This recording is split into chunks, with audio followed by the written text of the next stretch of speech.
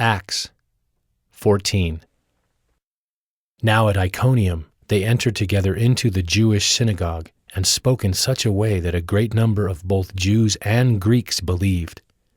But the unbelieving Jews stirred up the Gentiles, and poisoned their minds against the brothers. So they remained for a long time, speaking boldly for the Lord, who bore witness to the word of his grace, granting signs and wonders to be done by their hands. But the people of the city were divided. Some sided with the Jews and some with the apostles. When an attempt was made by both Gentiles and Jews with their rulers to mistreat them and to stone them, they learned of it and fled to Lystra and Derbe, cities of Lycaonia, and to the surrounding country. And there they continued to preach the gospel. Now at Lystra there was a man sitting who could not use his feet. He was crippled from birth and had never walked. He listened to Paul speaking, and Paul, looking intently at him and seeing that he had faith to be made well, said in a loud voice, "Stand upright on your feet." And he sprang up and began walking. And when the crowd saw what Paul had done, they lifted up their voices, saying in Lycaonian, "The gods have come down to us in the likeness of men." Barnabas they called Zeus, and Paul Hermes, because he was the chief speaker. And the priest of Zeus, whose temple was at the entrance of the city, brought oxen and garlands to the gates, and wanted to offer sacrifice with the crowds. But when the apostles Barnabas and Paul heard of it, they tore their garments and rushed out into the crowd, crying out, "Men, why are you doing these things?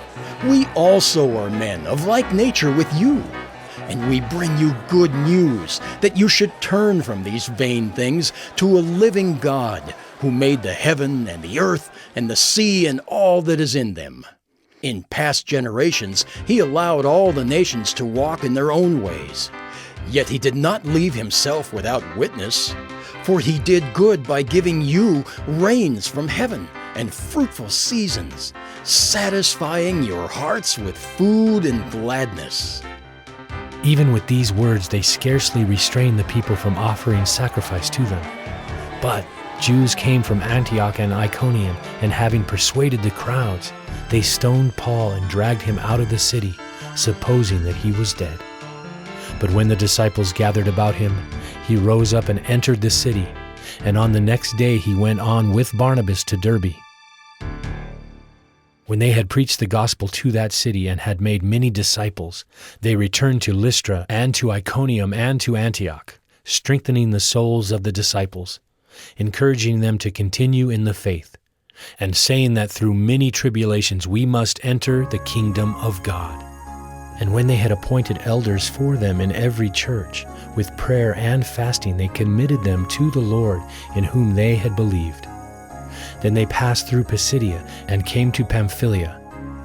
And when they had spoken the word in Perga, they went down to Attalia, and from there they sailed to Antioch, where they had been commended to the grace of God for the work that they had fulfilled.